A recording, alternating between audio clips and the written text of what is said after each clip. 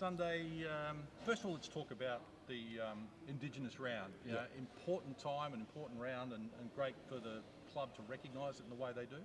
Yeah, 100%. Obviously, the Indigenous people were the first landowners of Australia, and we just want to pay our respects. And it's great that over the couple of years now they've got a whole round for it, and it's being heralded and celebrated. So we're really excited to wear these jerseys again.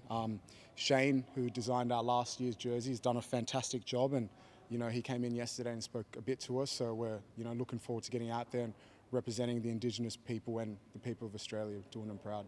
Can you give us any of what he shared with you? Maybe paraphrase the sort of messages he was getting across from his point of view, having designed the singlet? Yeah, for sure.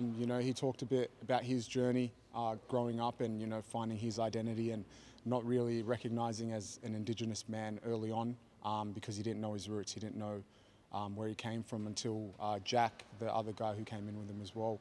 They connected when he was in high school and just talked a bit about his journey and how meeting Jack, he was able to trace his roots and get into painting and artwork and stuff like that. And he talked a bit about the jersey and how the sides here, I don't know if you can see it, they just represent the handprint, and kind of who you are and your identity, because everyone's got a unique handprint and fingerprint. So that was really cool. And I guess it resonates with you a lot, given your journey as well from Ethiopia, South Sudan, and then here to Australia. Yeah, for sure.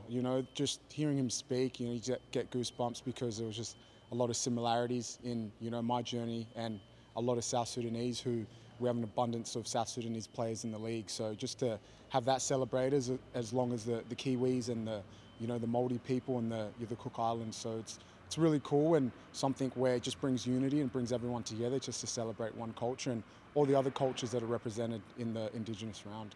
How tough will it be to bounce back after such a disappointment on Sunday where you controlled that game for a large majority of it, but not on the right end of the result? Yeah, look, I think it's always frustrating when you don't win, and I think coming back you got to look at the processes, and we're making leaps and bounds from where we started at the start of the year to where we are now, and you got to take the positives, and I think they're the things that we're going to look to move into next game and know that we're right there. We're not far off the mark, and as soon as we get one, then the dominoes will start falling. So we just go back to the drawing board, double down on what we know how to do best, and come in focused to play South East on Friday. It's getting tougher though. I mean, the playoffs, mathematically, you're probably looking at winning 10 of your last 14. Is that doable? Yeah, of course, anything's doable, and I think we're not looking at the numbers for us. It's the game by game because you win one and then you move on to the next.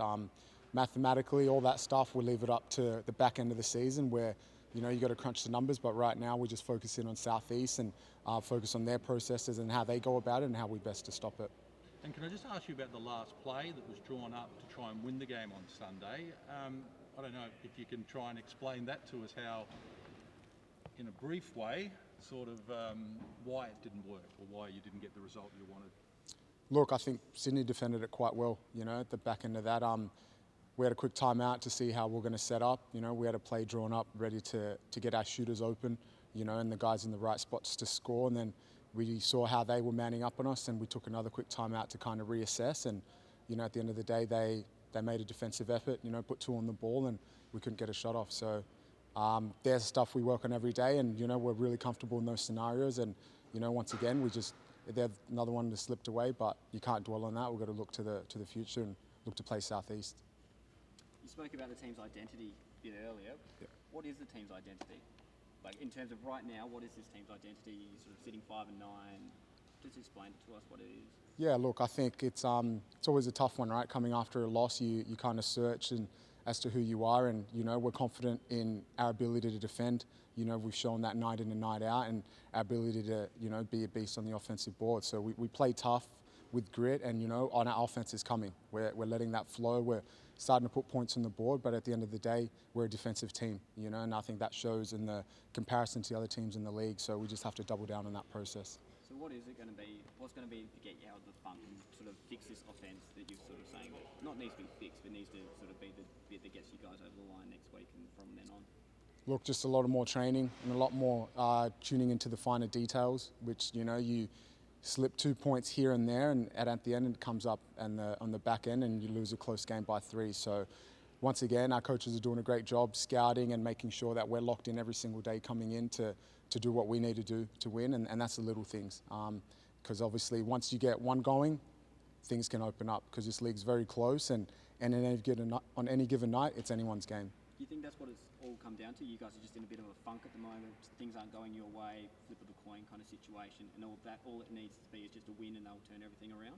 Yeah, I think that's it really. It's coming in every day and working hard and just controlling what we can. And like Case said, we've got 14 more games to go, and we're just focused on the next one. So we come in every day, we work hard, we focus on the little things, and you never know what can happen on game night. A few things go your way, you get a few wins on the board, and the games are coming in quick succession. So we just have to lock in on one at a time. I think this is your first game against the Phoenix this season. Is it nice not to play the Hawks or the Kings or the Wildcats for once and actually play someone that you haven't played halfway through the season? Look, I think it's right now we don't really mind. We just want to get out there and play and kind of redeem ourselves because it's doesn't feel good to dwell on a loss for a week. So we're excited to get out there on Friday night. What has CJ said to you post game and in the days after the game as well? Look, a lot of it is just going over the things that we could have done better from our point of view.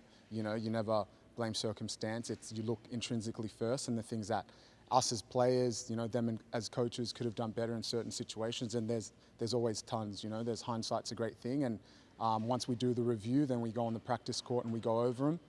So then we're better prepared for next time. Is there been a change, or does it sort of spark a different change on the court during practice, considering what's been happening those close kind of games? Look, I think we take a lot of positive energy from it, knowing that we're not far off the mark, and a few things here and there that we tweak and get better can turn into a 5-6 point lead, and that's all you need in a game of basketball. So look, we came in today, we worked hard, Jamie put us through our paces and CJ, so we're really excited to, kind of just be energized again to play on Friday night. And I think when we get the Phoenix in, they'll be, ready for us, and we'll be ready for them as well. Final one for me. Kay said 10 wins in the last 14 games, I think it was, is mathematically what you guys need. You said it is doable. Is this team capable of doing it though? 100%. I think you have to believe, and we do that. We come in every day and we work hard, and that's, if you don't believe you're going to win, then you shouldn't be playing.